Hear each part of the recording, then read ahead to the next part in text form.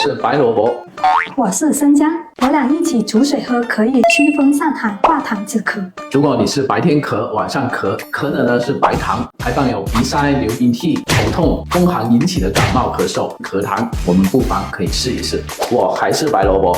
我是川贝，我们一起煮水喝，可以滋热润肺、化痰止咳。特别适合咳嗽、排咳的大黄痰、嗓子干痛、老结的口渴，自己呼出来的气都是热的，还伴有发热、舌苔黄等等这一些症状，不妨可以试一试。快艾特你身边最近感冒咳嗽的朋友来看一看吧。